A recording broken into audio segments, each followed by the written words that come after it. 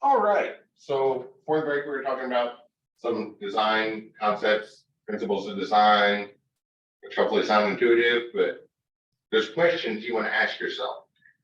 And they're going to be unique questions every time and unique answers, but you can start thinking about that stuff now so you're ready when you're out there meeting with clients that might potentially hire you to make a website. You already have some boilerplate answers to some of the questions that you can give them real quick and get them excited, and then refine the answer for the proposal of what they're actually going to hire you for and all that. Stuff to practice. Main thing this week is layouts, but I'm going to put those all back to back. So that's going to be on Wednesday's lecture. That way we can just go through them and you have a really nice compare and contrast in essentially one sitting of all the different layouts. Instead of doing some today and some tomorrow and scatter them around, basically one they currently thinking about 45 minutes and break another 45 minutes and lots of time to play around with them and get practice with them. But doing it in one sitting, they're right next to each other. So need to fill in some time today with other stuff that might be useful for you. So one of those things I was thinking media queries might be a good thing. So I just mentioned the last part of that lecture before the break was about different screen sizes. We're not going to make the same web page for a desktop, which always shows in landscape view, as a phone, which is usually held in portrait view. Stuff's not going to line up correctly. So we need different versions of our website. So let me share a screen and then put a quick example together. Did I save the examples from last week? No, I think I emptied out all the examples. Yeah, that's I deleted the stuff in the delete folder over the weekend. So I'll make a new one real quick. I'll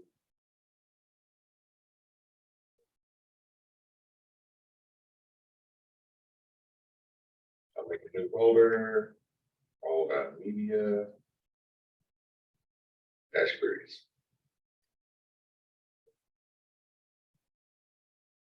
Actually, I'm just going to call that media. Let me go up a level. Because the media queries aren't going to take very long. And then we'll just look at media itself. I'll make something called index.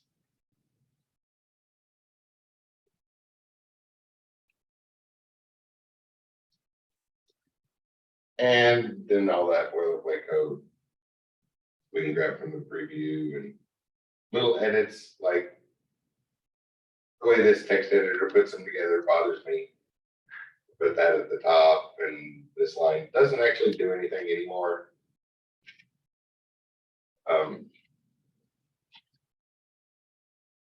For a long time, Apple just wouldn't do stuff that cooperated with the standards. That's what that line was for. But now Apple cooperates with the standards, so it doesn't really do anything. It's saying use the entire screen, which should happen anyway. Right? That should be the default option. It's like, okay, the screen is 14 inches wide. Use the whole screen width or the whole window width, right? So use that whole width of whatever size the browser is. It always seemed odd that we had to manually put that instruction in there. Same thing with the height. Use the whole window. But for some reason we have to put that in there. I'll put a title on here, media stuff, and we're going to need to link to a style sheet. Relevance is style sheet, and the hyperlink reference to it is media.css, which still need to make.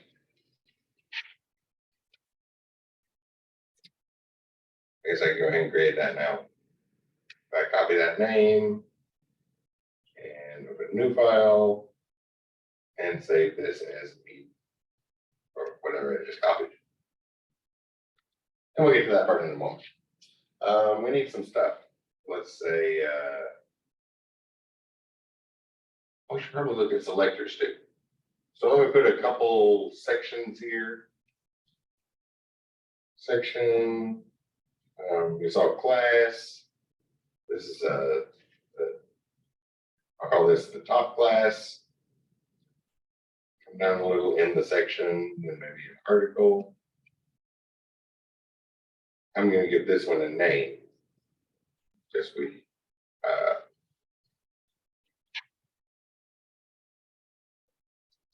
something else we should probably look at. We didn't look at how to select the name.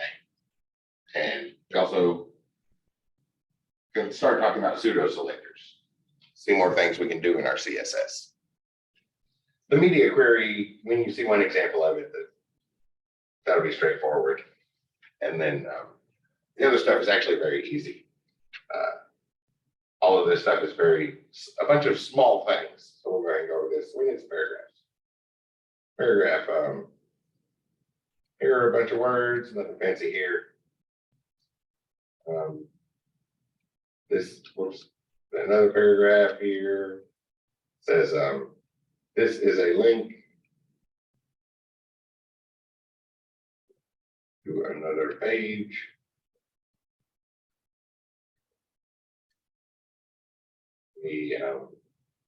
This is a link to the bottom of this page.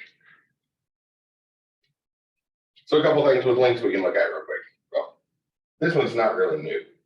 So we throw in an anchor tag, and come over here and in that another page or the bottom of this page. Word graph on? How many word graph on?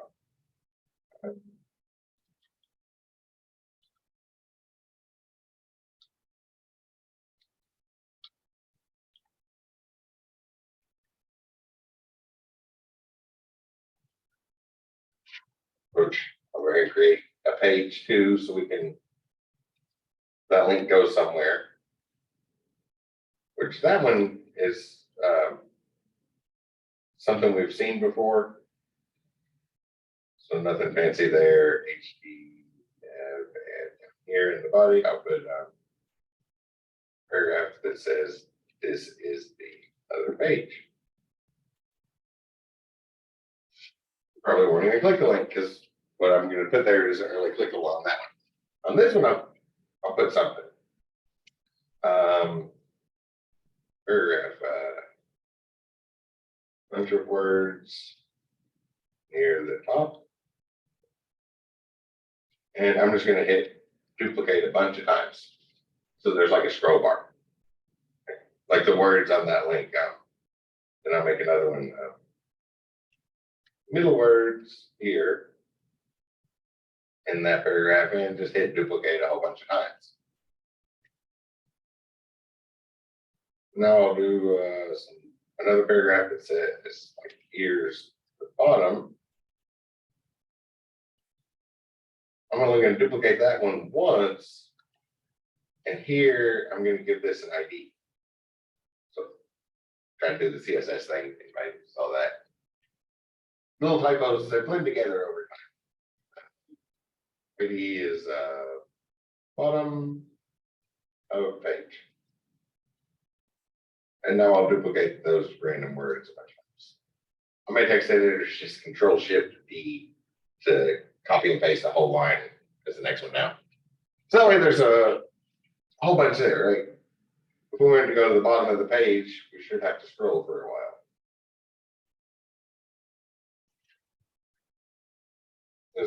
Figure out a good place to put the zoom thumbnails. That might work.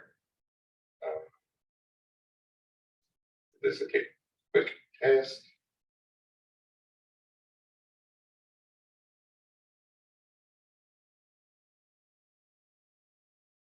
I'm going to do this differently. Just this will look more familiar for what some of y'all have seen in other places in programming, just to tie things together. So I'm just going to open up the terminal here in my text editor and use this to start Chrome, and then pass in the argument of this file name. That probably looks familiar for other programming places, right? When we go click on icons, that's the instruction that runs. Takes a while to learn all of them, but if you're in a software development pathway, you want to learn those instructions. Right? That's what we usually do for our Python code. In Java, we'd have to run a Java or C++, we'd have to run a compiler, but then do the same, basically the same thing. We jump straight to the instruction.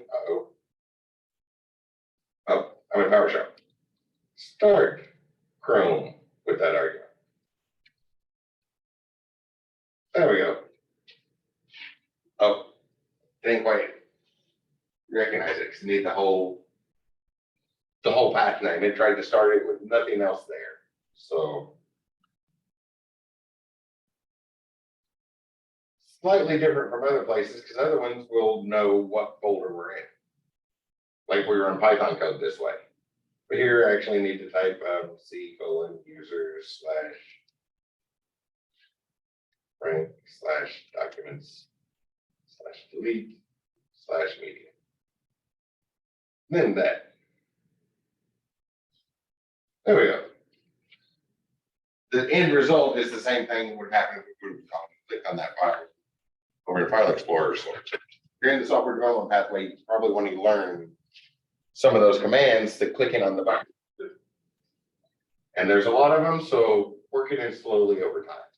If you learn one a week all the way through school, you're going to know a whole lot of that stuff. And learning one new command for the terminal per week is not much extra effort. So a bunch of words near the top, then we have some stuff in the middle, and way down at the bottom. So if we need to get down to this section way down here, that's a lot of scrolling. This is the thing earlier, the skip over navigation. We can do this. We can skip over sections of the page. So that was something we talked about earlier. The other page, yeah, don't even really need to click that link because what I wanted to look at today is it shows in blue and does the normal thing when the mouse goes over it. That was mentioned in y'all's discussion boards last week several times, right? The fancy cursors. Changing the cursors, we do different things. And one of the common ones would be to hover over when we hover over a link. Maybe we don't want the thumb. Maybe we want it to switch to the crosshairs. If that's relative to the site you're making, right? If you're making a site for the NRA, crosshairs would make a much more appropriate cursor, especially when you were on something that you would expect people to be looking for, like a link. So appropriate for site, those questions earlier, appropriate for who the site's for. Right now, we just get that default. We want to be able to change that. And cursor is just, that's the CSS property, cursor, and then put in the image file with the cursor you want to show. Nothing fancy there. Are we at the point yet that saying that is enough for y'all to know what to do without looking it up now? Just throw the property cursor in one of your selectors, colon, URL to an image file, and a semicolon, and then that's going to change your cursor when that selection takes place. So that was something to look at, is the selection of when that takes place. That's why I put that link in there. And and the other link, that's what I put this ID here for. This element way down here can be uniquely identified. They might all have classes, right? You probably want those paragraphs to be scaled simpler. They're all on the same site. But this one right here in particular can be identified uniquely because of, well, the ID property, that one that's supposed to be a one-to-one correspondence. One ID for one element, and we can link right to it. Our hyperlink reference, and just like in CSS, we use the pound sign, and probably should have looked at what ID I typed in there when I was down there, bottom of page, and then the ID, bottom of page.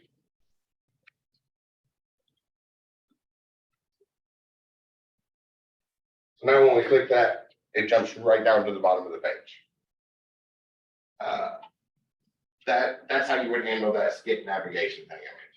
Make that the first button so that somebody with a mouse stick can click tab and get to where the screen reader is going to be instead of tabbing through every single button you have in your navigation bar, or a title page that's the same on every single page on your site, and skip around the site. Another common one when we get to absolute layouts, when we see fixed layout, it's really nice to have a button you all have probably seen, like usually down on the lower right, that says back to top. We do that the same way. We just give our top element, or wherever we want to go to up at the top, we give that an ID and just link to it with that link to that ID. Which is also what you get if you wanted to link to something specific. I don't know, that one I was just talking about, change cursor in CSS. And I was expecting something from Stack Overflow near the top. Oh, Mozilla. Mozilla has decent stuff. A lot of stuff looks like I almost copied from the W3 schools we saw. Mentioned before, that's the official reference thing. Mozilla is a pretty good one, but it's Mozilla. They have a high level name, so they don't want to say anything that varies from the standardization. So in a lot of places it does look like they copied and pasted.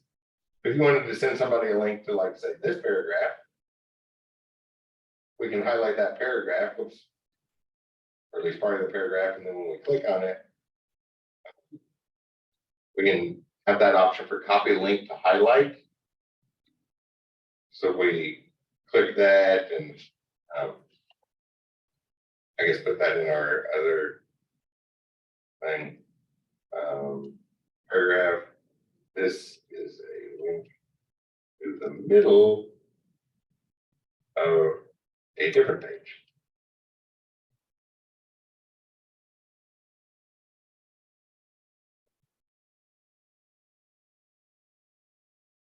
A with href equals all that stuff on the clipboard. Big old mess there. But you'll notice it's a big old mess. But notice it has the pound sign there, so it created an identifier for that paragraph that we highlighted. So it's the same concept as how that works. Whoops. What did I do?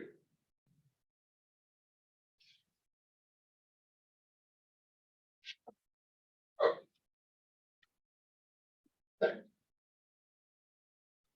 There we go. So when we go to it, it doesn't just go to the other page, it should go to the middle of it. Well, something went wrong there. Let me just paste that in the. I'm not sure why that didn't come through, but yeah, it should jump to the middle of the page. But we don't need spend a lot of time on it. I clearly just made a typo somewhere while talking. It's a copy and paste thing. There's probably all those %20s but there's an escape sequence in there somewhere that I didn't notice, a special character that broke us out of the quote marks in front. But that's normally copy and paste. Don't know how to copy and paste. Yeah, that's for your own site to navigate to different sections of a page, just use the ID. Maybe now some style stuff. What do I have here? A section, article. I probably could have put some more in there. To do this quick, I'm just going to throw some colors on those two things. The section, I was going to show something else. So this has a class, we saw that, so we can refer to that as .top, and then that selector refers to that particular thing. And I'm just going to throw a background color on it. Because we also know what to do with colors and gradients and all of those things. Let's say HSV, HSL. About 105 degrees around the circle. So getting close to the green area, but still on the red side of green, not the blue side of green as we go around the circle. Which red and green mix to make yellow. So the yellowy side of green, not the blue side of green. 89% saturation, and we'll make it kind of dark. 93% illumination might be a good way to think of that. What's this color look like? So sort of a pale green.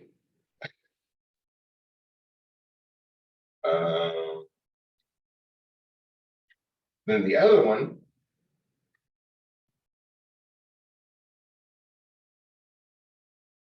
I gave it the name attribute. I remember when I wrote those on the board, ID, class, and name, said all of those. The ones that go to the server have to have the name. That's what we send to the server, the name attribute.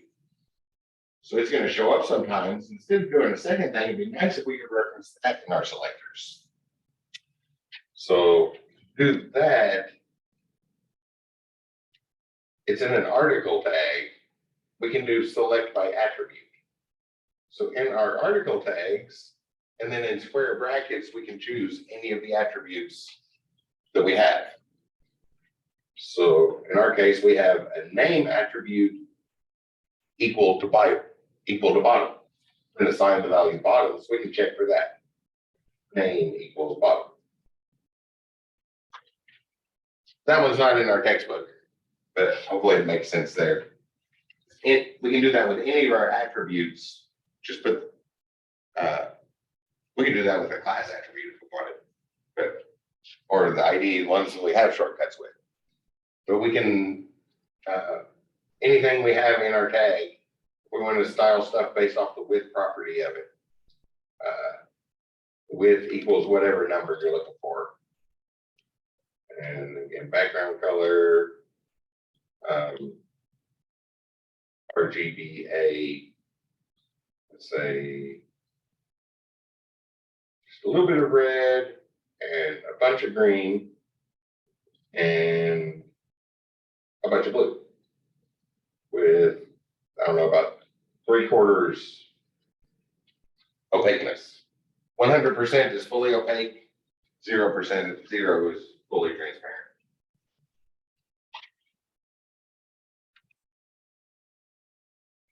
So just some sort of randomized colors.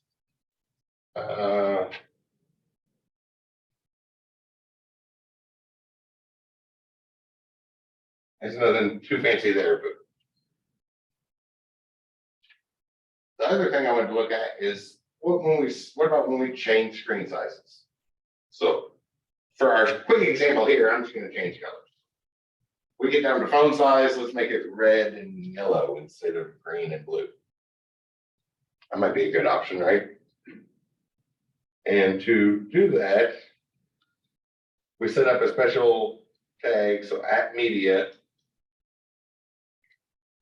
Then there's different things we can put there. You narrow down, say specifically for screen, for print. Those are going to be the two you need, main ones you need. On your HTML essay due at the end of the semester, that's you're going to want the media print and then some stuff about it. So I will go ahead and write screen. It defaults to screen, but I'll go ahead and screen and let's say min width of max width. Oh, max width of min. Other max width. So say max width of. Did you misspell width for the error messages? That was just a typo. Max width 640 pixels. So if we're below 640 pixels, we'll just jump into this other one. That's media queries. We can do lots and lots and lots of them. We can do several of them. Your homework assignment's going to require 3. It's going to have the default version, which is the desktop version. Which I'm grading on I think it was 14-inch laptop. And this could be next week, and then I have a medium version, which I'm going to grade on an 8.5-inch Lenovo with density independent pixels, density independent pixelation, which isn't really going to make a difference because it's fast when you say pixels. It's still the normal pixel width we would see on any that we would expect from a tablet. There's just more pixels in a smaller area,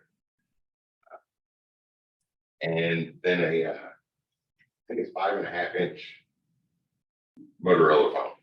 So you'll do the same thing, and then you'll set up 2 media queries for those others, for phone size and the tablet size, and just make it look right for the appropriate one. Because it's not just a smaller screen. Tablets are usually held like this, and phones are held like this, right? So this landscape view, tablets are most often landscape view like a desktop, but a much smaller version, so we can't lay things out the same. And phones are typically going to be held in portrait view. So we need drastic changes for that. Then we just usually go copy and paste what's going to change. I usually copy and paste everything and just don't change it if it doesn't need change. And then there's curly braces. Indenting adjusting the indenting can make it look nice. And then we can change this to something, let's say, something back on the closer to red, 48, oops, like 48, and turn the saturation down to 39. Illumination, I think of that as illumination, whatever letter the last one in the HS is. Think of like a rheostat switch on the wall. Like the first two give you the tint and density of the color, and then how bright is the room that you're looking at that color in? Are the lights on? Is it just like some subtle ambient light drifting in from somewhere else, or is it really, really, really well lit? RGB, I guess I need something yellowy.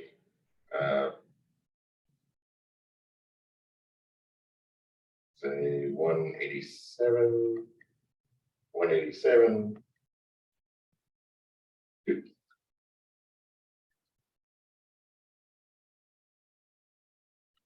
Unless I made a typo. When we make that smaller, we should change to a different, we get a different style sheet applying based off the width of the screen. Obviously, we have height and stuff as well, but people tend to not adjust the windows on their browser vertically. Horizontally is enough. And even if we do maybe if we want to put 4 things on the screen and throw it up in the corner, that may be another one. That would be a good one for font size.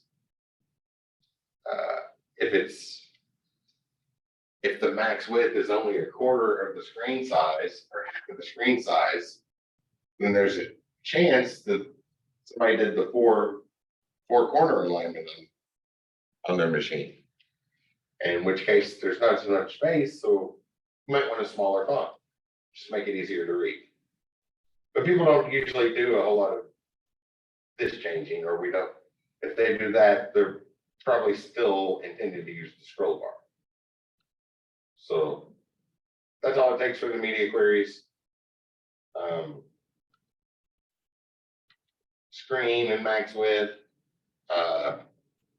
print and max width, but print wouldn't do anything because background colors don't print. Colors will print.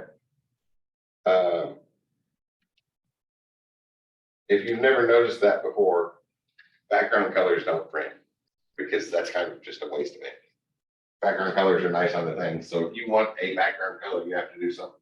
You have to actually put like a blue image in the background, and then that will print. But normally it's something that's obvious. Usually it's obviously only for the screen viewing. So background colors don't print, but you could just print. And I guess if you're doing, usually when I do print, I don't have it at the hand. say print, and that's it. Whatever page it's going to, that has the dimensions for it. Do the same thing there. If you want to play around with those are very, very easy.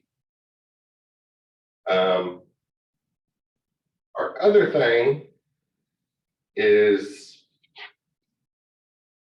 well, I started alluding to it earlier. When I hover over that link, nothing really fancy happens.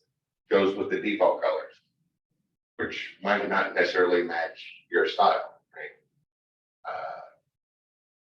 Maybe that blue that browsers always default to just goes really, really bad with the color you use. Or the purple, to show it's already been clicked on, really, really bad for looking at. So that's where pseudo selectors come in. So we're still going to select from our anchor tag, so A, then we use a colon and something about it. We can hover over it. When we hover over it, let's make the color green. Indicate, go to that link. That's called a pseudo selector. So it's a little addendum onto any of our other selectors. So up here on that pipe, this one we could put colon hover, or we'll see a whole bunch of them. But really, I was going to show a few and then refer you to the appendix in the book that has a whole bunch of them. So now when I hover over it, the color changes. They kind of showed up there. Which that one would probably look off when it was small. So if I make it small, yeah, the green doesn't look quite right with the red as well as it did on the light green. So you might, that's where media queries would come in useful, but I was just showing the basic syntax for it. That purple, we've already been to that and not caring much for that color that it shows when we've been there. So we also have visited the links that we've already visited and color on those. I'm just going to do a random one, 3, 4, 5, 6, 7, 8. Let's see what that color is.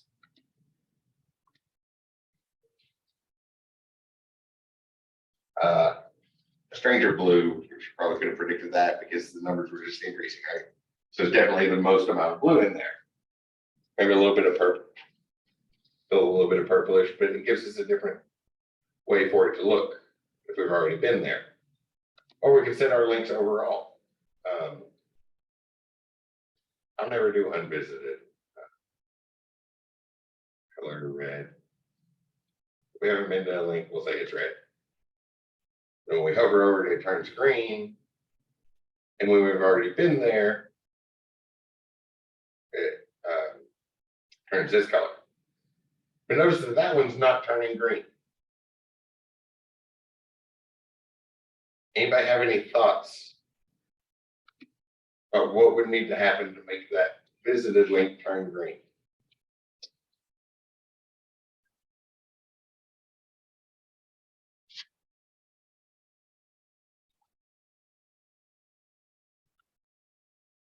No thoughts? I see some confused looks here. What if I cut that and moved it down here? Think it'll turn green now?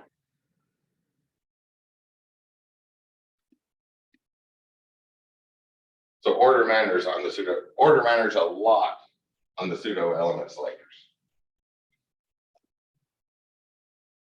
I think we call them pseudo elements, but I always pseudo selector is what was on my mind. So now we have all three. The unvisited link, which that's what I always use as the default link. I think there is something that's unvisited or not visited or something like that. I always just make that the regular link one. When we hover over it, it turns green. The ones we visited get that other blue color.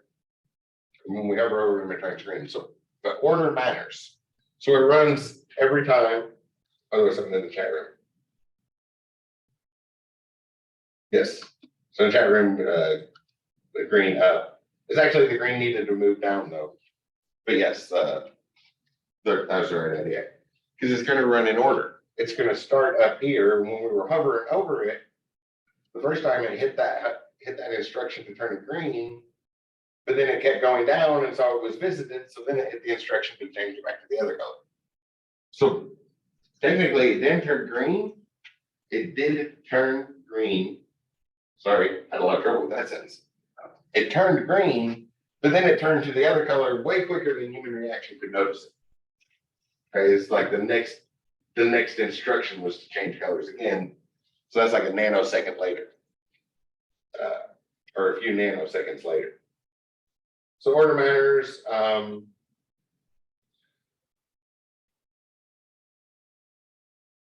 let's see. Article tag has some paragraphs in it. Article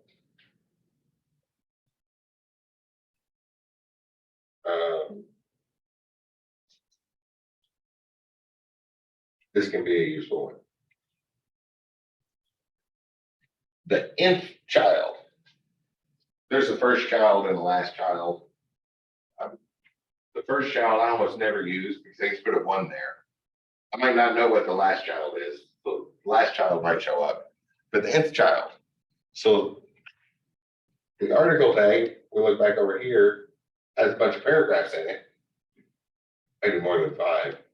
So that's saying the fifth element, the fifth child element of the article tag needs a different style rule. So let's make a background, make foreground color. Color yellow or orange. That'll really stand out. So we'll change just that particular one. Unless I made a typo, which I don't see any changes there, so I must have made a typo.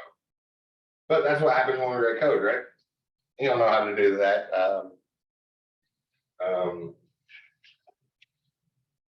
Nth child of CSS. Nth child CSS, and it should give us something. Nth child, oh, put Mozilla pages right at the top again.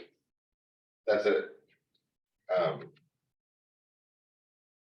They are excellent at staying up to date.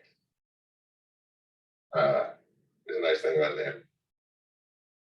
And notice we can do an equation there too. So minus some number plus the something, or all the even numbers, or all the odd numbers, or did I just make a typo or forget to save or something? Why did that not change? The article, nth child, nth dash child, and then parentheses. You guys didn't need to see it. I'll change the background color. Oops. Background color, that'll be visible. Is that the same Mozilla as Firefox? Yes, same company. Mozilla does a lot. Yeah. They're a huge company, but yes, Firefox is probably the most well-known thing. I was wondering because the symbol is different from any of their other styles. So they split up into different companies. It's this, you're probably used to the Firefox logo. I'm used to the Firefox or the Thunderbird or that. Thunderbird, yeah. The animal ones, those all have animal pictures. Most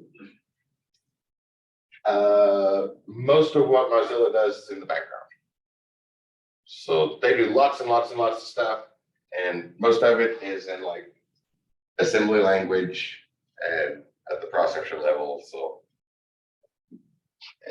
it's things that people don't know about, but they have a few foreground products as well, which they started with.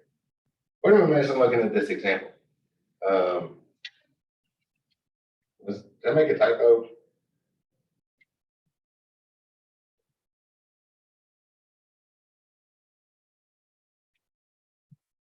Article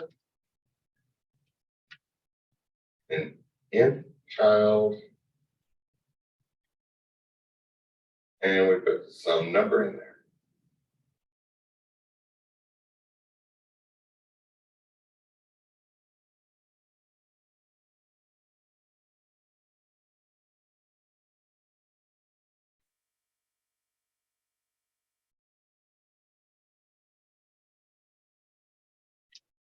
They're going to declare the cache.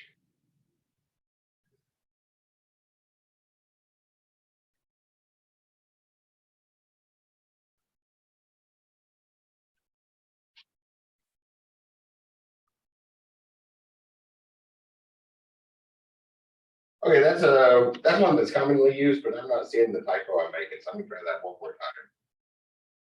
I know this grabbed it, so I grab this thing. I put that on there.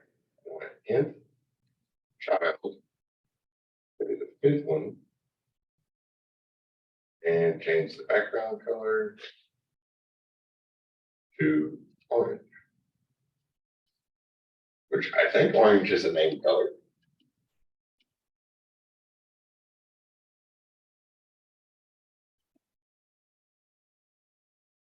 One, two, three, four, five.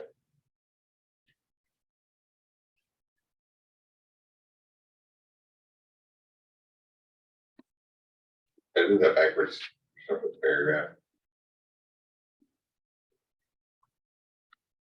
Oh, oops. I did that backwards. You want the child element, not the paragraph element. But sometimes we have to play around with that. There was a question last week, I think, about memorization. Been doing this a long time.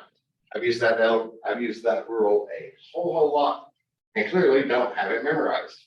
This is why I usually prepare lectures ahead of time, so we don't waste time doing that in our type. Like we only have so much class time. At least once every class, for those who haven't had me before, I do like to do an unprepared lecture. So you can see when I write code, there's a whole lot of stuff like you're used to. That stuff just fills up the whole day, even after many years of writing code. Typos happen, things like that. We'll think about the wrong order because we're saying in child, sounds like we should refer to the parent, not the child.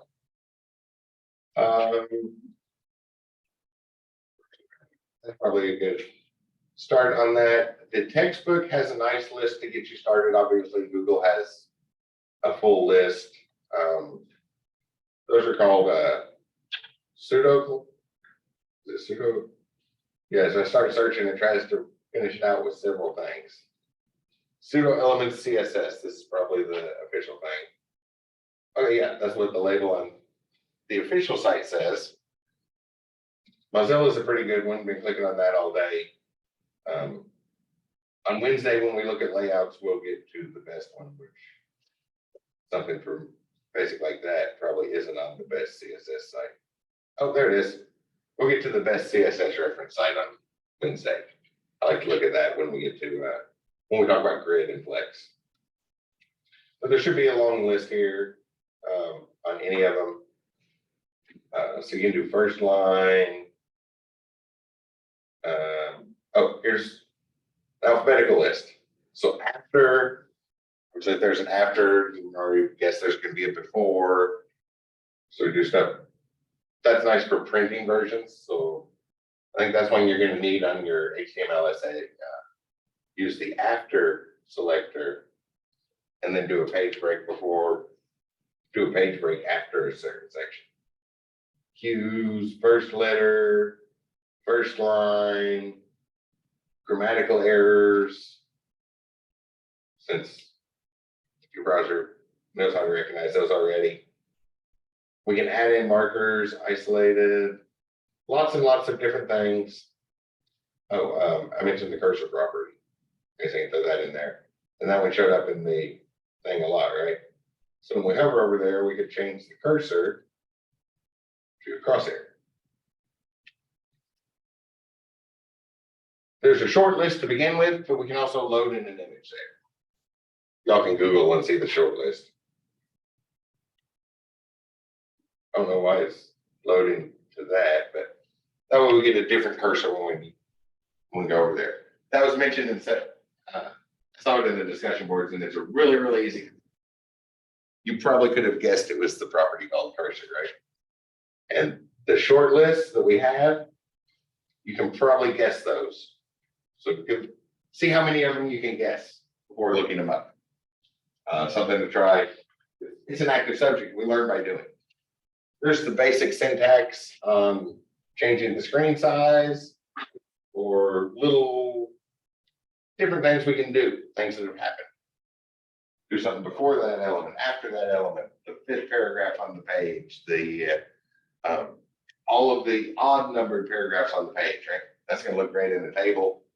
We have a table, common to see every other row colored differently so that we can find things in the table. Makes it easier on the eyes. Second subject we learn by doing. A few things there to add to the doing list. I will put that up on the domain host where I've been putting the reference material, which I did put a link directly to. All the class examples are there and I'm on that domain host, and I did put a link right on our IB. That'll be up there in just a minute, but there's no need to do that part in the recording. Does anybody have any questions on that stuff? Leaves us 45 minutes of our scheduled block of time. As always, I will be sitting around waiting to answer questions as they, if you have any. But those are some straightforward things. Add that with the colors and sizes that we've seen and give it a try. Make a table of contents page on your domain host. That is a great place to try lots of things. You can change it every week, get different ideas, build things up. But the more you do, the better you're going to get at it. Now's a good time to do that. That was more than 5 seconds to ask if anybody had any questions. So I guess that'll be it for today. Let me know if you have any, and I will see you all on Wednesday. And then we'll do layouts. So like columns, floating things left and right. Our paragraphs won't go all the way across the page every time. See you Wednesday. I have a question. Yes. How do I make it so that, if I want like a few words out of the paragraph in the class, how do I make it so that it doesn't start? A span. Span's a good one. Oh, I've always used spans. There's also a mark tag, which has become preferred.